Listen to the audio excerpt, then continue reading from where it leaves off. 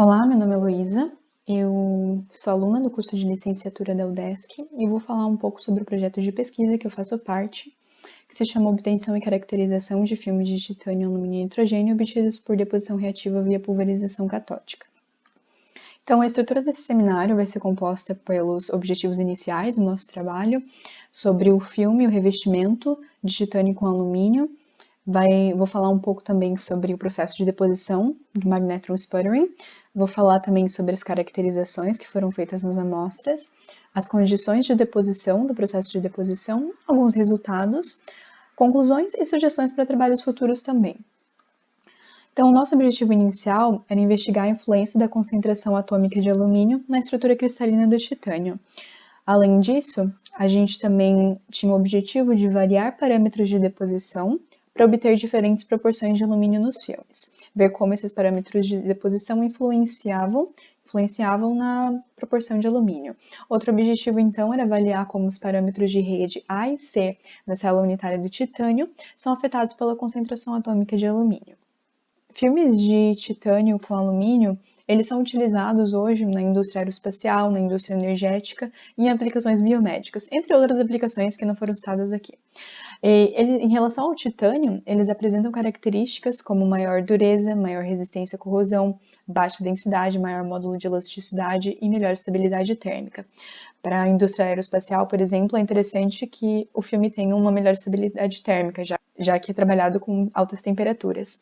Além disso, na indústria energética, por exemplo, esses filmes com alumínio, eles podem ser substituídos pela prata em células solares e eles precisam ter uma boa adesão, bem como ter uma boa estabilidade térmica. No processo de magnetron sputtering, então, nós utilizamos um reator. Nesse reator, a baixa pressão, é inserido um gás e através da aplicação de uma diferença de potencial, então, um plasma é formado. Esse plasma, ele fica magneticamente confinado próximo à região do alvo, essa parte superior do reator.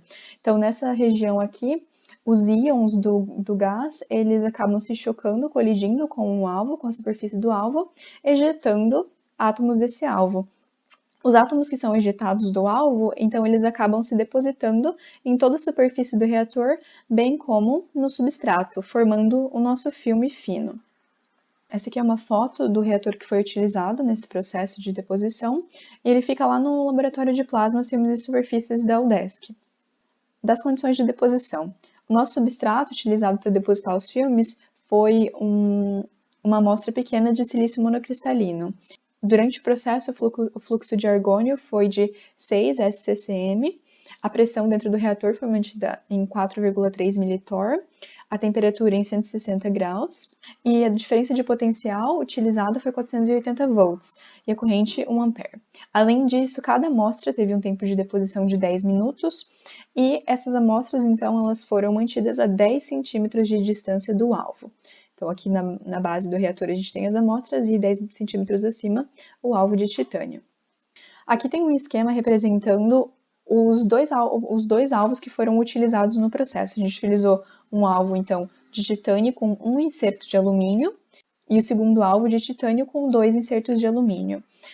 Tanto o alvo como os insertos, eles têm uma pureza de 99,5%, e a proporção de alumínio em relação ao titânio seria de 0,01% de alumínio no primeiro alvo e 0,02% de alumínio no segundo alvo.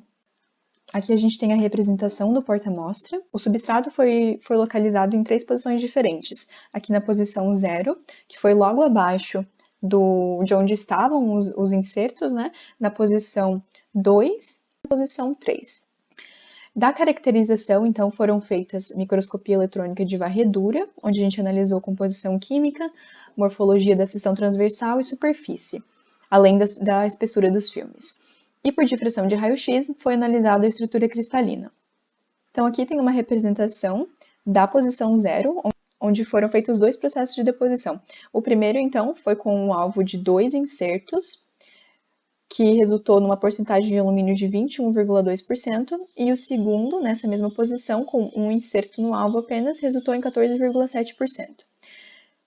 Além disso, então, a gente teve a posição 3, que foi esse aqui do lado, né, a 3,5 centímetros de distância, que resultou em 7,4% de alumínio, e a posição 2, aqui em cima, foi obtida também apenas com um inserto de alumínio, e a porcentagem final foi 5,6%. A gente pode fazer também algumas observações a partir das imagens de microscopia eletrônica de varredura. Nós temos então 4 amostras, a primeira amostra com 21%, mais ou menos 21% de alumínio, 14%, 7% e 6% de alumínio.